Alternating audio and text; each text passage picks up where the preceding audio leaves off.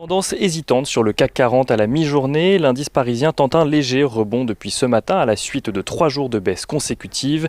Mais l'indice parisien qui a du mal à grimper au-dessus des 4600 points alors que les mesures de restriction se font de plus en plus contraignantes.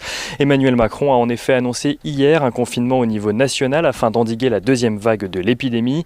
Un confinement qui sera moins limitant que le premier car les écoles, les collèges et les lycées resteront ouverts. Certains secteurs bénéficieront également d'autorisations de déplacement, notamment dans le secteur du BTP ou de l'industrie. Le télétravail sera cependant la norme pour le secteur privé, le Premier ministre Jean Castex estimant qu'il doit être le plus massif possible. Les bars et restaurants vont fermer totalement leurs portes également, tandis que les parcs et les marchés resteront eux ouverts. Un confinement qui commence vendredi pour une durée de 1 mois. En Allemagne, Angela Merkel a pris une décision similaire. Celle-ci a opté pour un confinement limité, impliquant la fermeture des bars, des restaurants et des institutions sportives et culturelles. Un confinement limité qui est prévu pour une durée d'1 mois également en Allemagne. Dans ce contexte, les investisseurs vont suivre de près la conférence de presse de Christine Lagarde aujourd'hui à 14h30. Si aucune mesure supplémentaire n'est normalement attendue de la part de la BCE, le contexte sanitaire actuel et les conséquences sur l'économie laissent les investisseurs espérer un geste de la BCE. La Banque centrale européenne qui, d'après Christine Lagarde, dispose encore d'outils pour soutenir l'économie si besoin. Christine Lagarde qui a d'ailleurs déclaré hier que la BCE surveille attentivement l'évolution de l'euro et qu'elle reste prête à prendre de nouvelles mesures pour sortir la zone euro de la récession.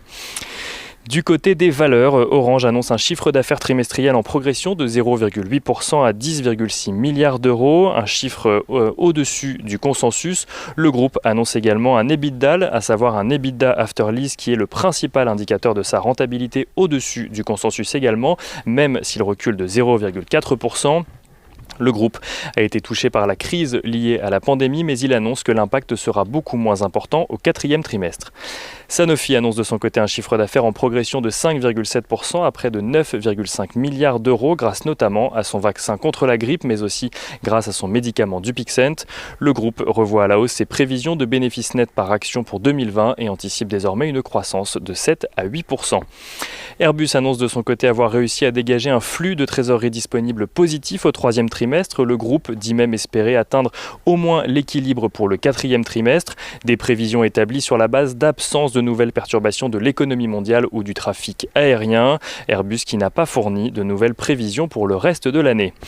Worldline annonce de son côté prévoir des résultats financiers en 2020 globalement équivalents à 2019 à la suite d'une amélioration de son activité au 3e trimestre, tandis que LVMH s'apprécie à la mi-journée alors que Tiffany a fait savoir que les deux groupes ont conclu un accord sur la réduction du prix auquel LVMH pourrait acquérir Tiffany. Ce prix est ramené à 131,5 $ par action contre les 135 prévus initialement, une réduction de près de 3% du prix d'achat initial pour LVMH. L'accord met d'ailleurs fin aux actions judiciaires intentées de part et d'autre, tandis que l'acquisition devrait être finalisée début 2021. Et enfin, les investisseurs regarderont surtout de très près aujourd'hui les publications des GAFA. Après Microsoft il y a 2 jours, Google, Amazon, Facebook et Apple publient aujourd'hui leurs comptes trimestriels.